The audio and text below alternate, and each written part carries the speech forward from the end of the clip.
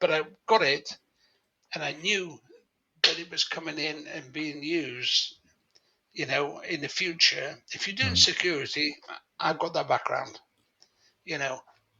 Health and safety, I thought, well, I'll do that because nobody else is doing it, but I'll have that as a string to my bow. So I was never falling behind. I was trying to keep up and go forward. I was working, all over the place. No doubt we'll come on to that in a minute, but it led me to different things as I was going through my life.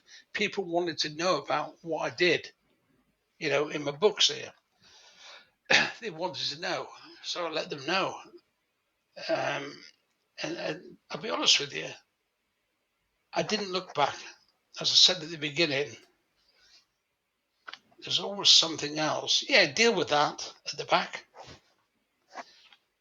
but there's always something in front of you, and that is the unknown, which I'm interested in. What Uh, is in front? yeah. Ian, that's what kept me going. I love that. I love that. That you're always looking forward. You accept, you move on, you deal with it, and you just keep pushing and pushing. And as you did find about the SAS, and as you started your training, and you became like an exceptional soldier, what have you noticed between a normal like grunt in the army compared to the SAS? They're one of the most elite units in the world. What have you noticed about the top performers there? What makes them so different, so special in terms of militaries around the world? Well, Special Air Service, when it was formed by special guys. Therefore, SAS, Special Air Service. I got interested in. I was never going to go there while I was in the artillery. When I'm in the artillery, I was never going to go there when I was in 49. And I'm glad, really, because I think I may have failed because I'd have been too young. But to be a top performer and keep it at the top, I did 15 years in the SAS. It's a long time to be working at a level which a lot regard as the toughest selection for any special forces in the world. I don't like No. saying that, but I do go along with it because I've done it.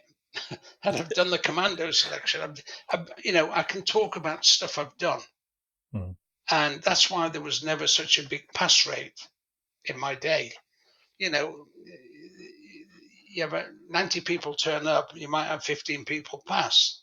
It is and was that difficult. Um, so when you pass that, you just have a quick look over your shoulder and go, I'm proud to be where I am, but I had to work for it. It wasn't given to me. But nothing in my life, not one thing, has ever been given to me. Nothing. I've had to work for everything I've got. And that was still part of when I was in the SAS. So when you work at that level and you're recognized after some of the jobs you'll probably mention in a minute, once you've done that, Ian, the fact is that you think, you know what, I haven't done that bad from this 5'2" skinny kid, weighed about 7 stone, and then look what you've achieved. Everybody's better at telling me what I've achieved than I'm telling about myself. That's God's honest fact.